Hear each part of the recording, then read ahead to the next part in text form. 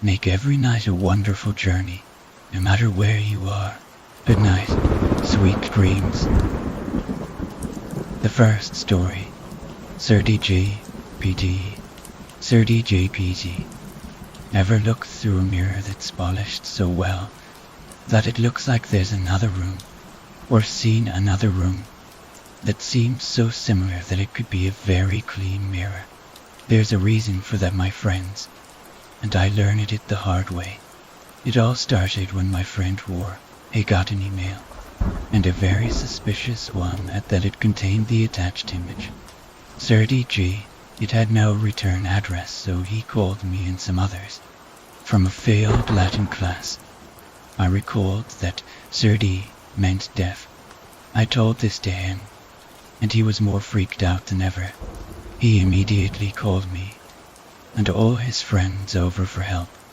When we arrived, someone suggested that he should print it out.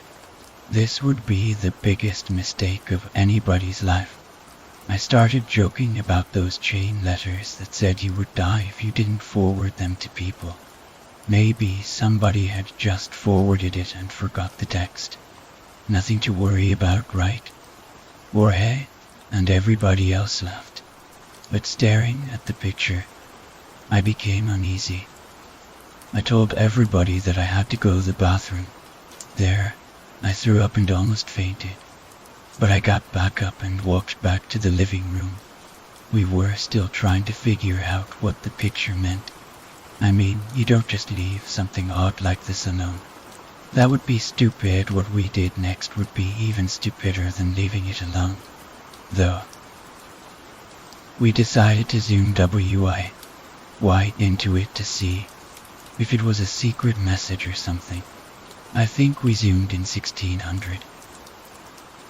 We just stared at the colored dots for a while, and Jorge said they were moving. None of us saw anything, though, so we looked at the printed version. Its expression seemed different than the one on Jorge's computer. More ominous, more vicious, just more threatening overall. We decided it was the print version we should inspect, so Jorge got a magnifying glass this time. We all saw the dots moving. Perhaps, my girlfriend suggested. It reacted to the magnifying glass and began to move when exposed to it. We decided to test more materials on it. We noticed that the effect was stronger when it was reflected. We tried all sorts of mirrors on it. Most of them were dirty, but the cleaner the mirror was, the more it seemed to move. And it seemed to move even more in the reflection. One of Jorge's friends, Jason, pulled out a gun as a joke and screamed. We all laughed, and the picture seemed to grin. We immediately stopped laughing. Jason assured us that it was a fake, but he was a bit of a compulsive liar. We told him to get rid of that thing immediately, so he ran into the next room and began to devise a way to get rid of it. Meanwhile, we tried out every mirror we could find. One of us remembered that Jorge had a huge mirror as one of his room's walls. It was always polished perfectly clean. Jorge was a bit of an egotist, so we were about to walk in when Jorge fell down on the floor and began to scream. Holding his head, he was pointing at the picture. Barry, one of my friends, who I had taken along, suggested that we shouldn't be playing with such things. Perhaps we should just stop. Jorge got up immediately. We asked him if he was all right, but he apparently had no recollection of his little spasm. That decided that we weren't going to mess with such things. If only we had gone along with that. If only. But now Jorge was just now more interested than ever. He kept going on and on about how he had to try it on his mirror and blah blah blah. We told him that it was too dangerous. We couldn't. It was absolutely out of the question. But since it was a Friday night, we all hung out and drank a little, having a classic casual party. Jason forgot about getting rid of the gun. We relaxed. Then once we were all a little drunk, one of us suggested trying the image on the mirror again. Having lost our common sense, we said yes. Jason went back into the living room to try to destroy the gun, and we went into Jorge's room. Dear God, if you exist, please let me forget this. We held it up to the mirror and waited a while, just staring, maybe 10 minutes, maybe 20. I don't know. Jorge's brother Mark decided to get out to use the bathroom and noted that the picture had gotten bigger than the paper in the reflection. He pissed his pants, and we all laughed. But then Jorge looked, and lo and behold, it was true. The paper in the reflection was, in fact, blank. In fact, the creature had entirely vanished from the reflection. Jorge started yelling about it was all our fault and he shouldn't have invited us. Then I looked to my right. The creature was there, sitting next to me. I ran out of the room disturbed, hoping I was just drunk. I ran to Jason and asked him how the fuck he could destroy a gun anyway.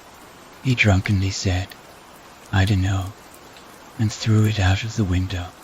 I started yelling at him about how he could get arrested for that. He said he would go down and get it. But I told him that would make him look more suspicious. He called himself stupid and everything, but his self-pity act didn't sell me. He walked out, and I stayed in the living room sulking. I finally walked back in to confirm that I was just drunk. Surely enough, the creature was in the paper again in the mirror, and everything was fine. We all started joking again, and then I just passed out. When I woke up, everyone was gone. There was a knock on the front door. It was the police, who asked me where everybody was. They had found a gun, and mathematically deduced that it was tossed from this apartment's window. So now on bail. God damn it all. I think I'll just kill myself. Help me, reader. I just got this shit picture in the email again, and I think I've just accidentally posted it online. I can't live like this. I've got to find a way out. Death is ideal. There's no noise. I love that idea. I can't hear anything anymore. Death is the only way out. The second story. The parasite. The parasite. Nobody is any better than another. Nobody has anything that makes them special. That's what I used to believe, if only that were true. Ever look through a mirror that's polished so well that it looks like there's another room? Or seen another room that seems so similar that it could be a very clean mirror? There's a world back there. Behind the mirror, it is an honest world. It reveals who we really are. Most of us are simply ourselves. Some of us, like George W. Bush or Barack Obama, are not even human. They're monsters, literally. You don't need to believe me. And in fact, not much is known about the parasite. Some people call it the man. Others call it the fear-monger. I just call it the parasite, because that's what it is. It discreetly slips into our society and takes over. Feeding off of fear and hate, it transmits through everything. Germs, water, food, sex, perhaps it's even airborne now. We've all got a little bit of it in us now. Most likely. I don't know when it first arrived here, probably near the beginning of recorded history, or even human history. Maybe it's been around forever. But it's up to no good. It creeps into our brain and feeds on fear and hate. The rich, the senators, the president, the police, any figure with authority is completely at its mercy. Smaller groups of the parasite make us submissive and stupid. Larger groups make us think we have authority over others. That's why we become egocentric and demanding. We're stupid and submissive. I'm not sure if the rich and powerful have any control left over themselves at all anymore. Very few people know about this. I know. I must spread the knowledge before I am at their mercy too. It all started with an innocent science project. A few friends, Mike, Joel, and Isabel, were doing a few stupid tests on blood. Joel was a hardcore commune street and had stabbed the rich principal of my school. He had been expelled for it as a token of his great deed. He kept the blood. He was a very aggressive person. It pains me to think that he probably was a huge victim of the parasite himself. Mike was a science freak, and he jokingly suggested doing a test to find out what was different about the rich. Joel became obsessed with the idea, so Mike started examining the blood with his telescope next to the blood of a homeless man. Isabel pointed out something moving in the principal's blood.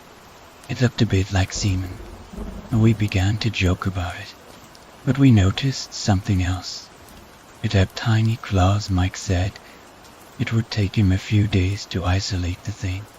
When he did, we took it to the school's science professor, Mr. Erickson, and he said it was like nothing he had seen before.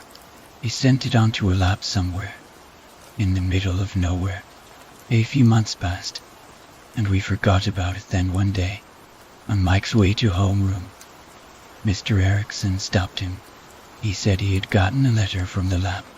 It began by saying the thing seemed to cause a heightened level of aggression, and extremists in whoever got close to it, or in some cases, caused the victim to become extremely submissive.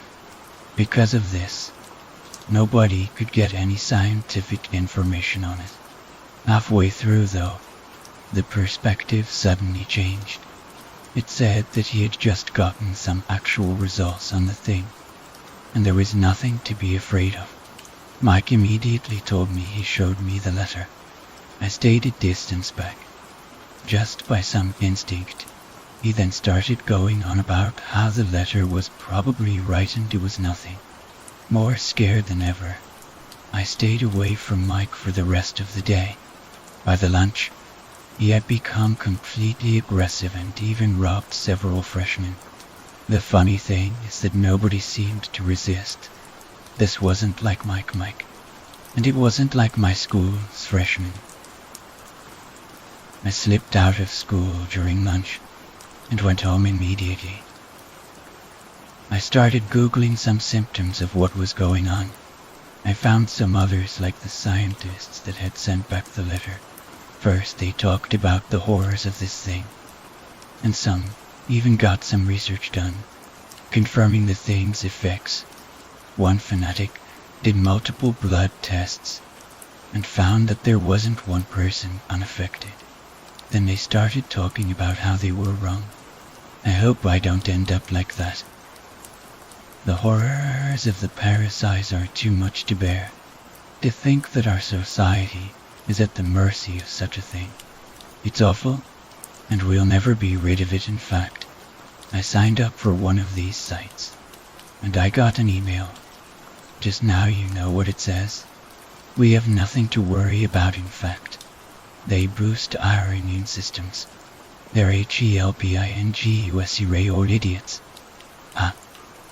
They're a force for good. This brainwashing thing is just stupid. Welcome them.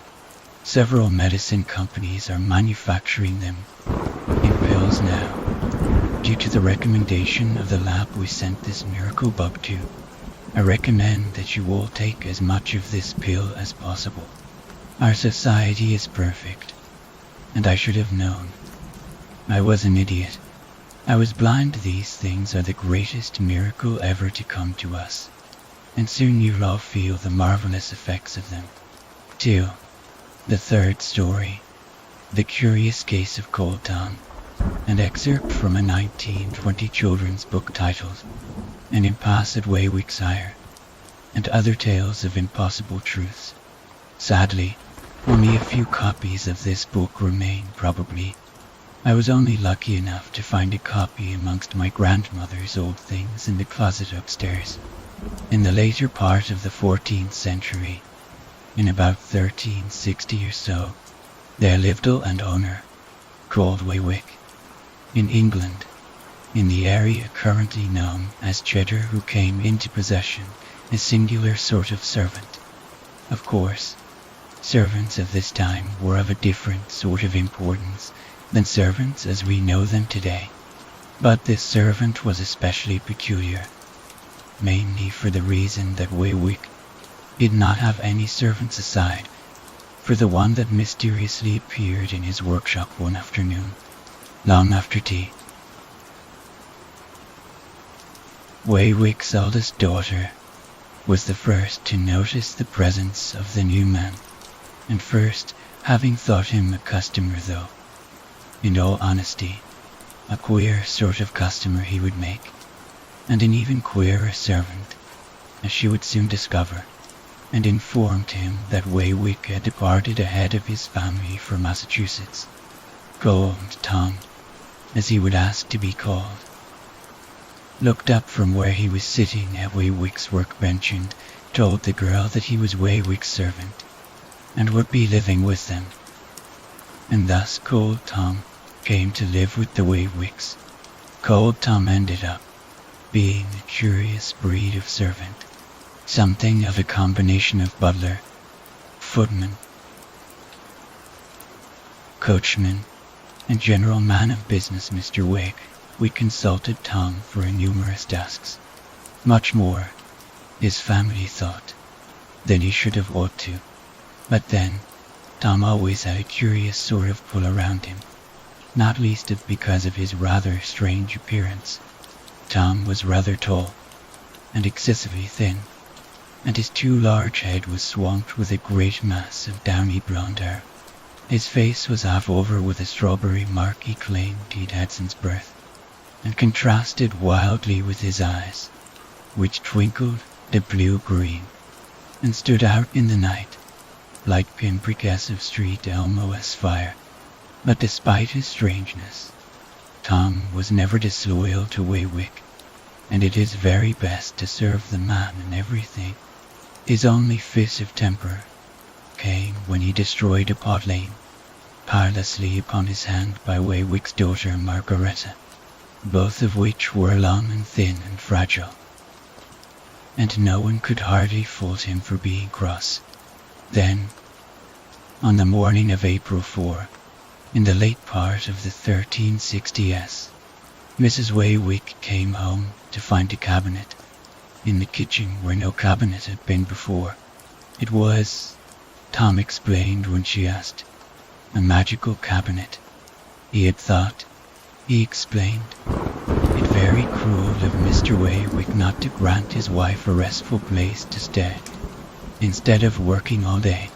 He had often begged Waywick, he explained, to be more forgiving to his wife. Mrs. Waywick wanted to know where the cupboard led. Oh, to a magical place where all care was lifted from your shoulders, and as long as you stayed, you could live in complete and utopic happiness, and that Mrs. Waywick should see for herself. Mrs. Waywick did not know what utopic meant, but asked if her husband knew of this. Oh, Tom replied that of course he did, and seeing the errors of his ways, had asked Tom especially to find it for Mrs. Waywick. Oh, then it was all right then, said Mrs. Waywick, and went into the cupboard.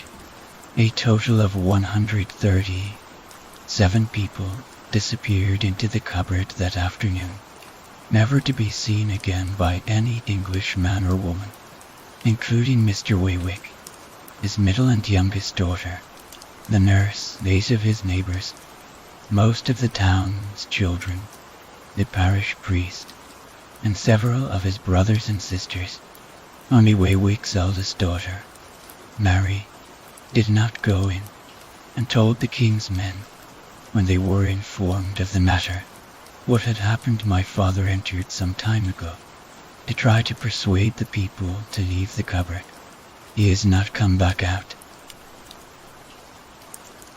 But of Cold Tom, no trace could be found, and I must not omit to say that in 1914, An archaeological dig was conducted in the northern part of England, on the craggy coastal region, on what appeared to be the site of a town of prehistoric origin, where the team members found, under two stones laying against one another,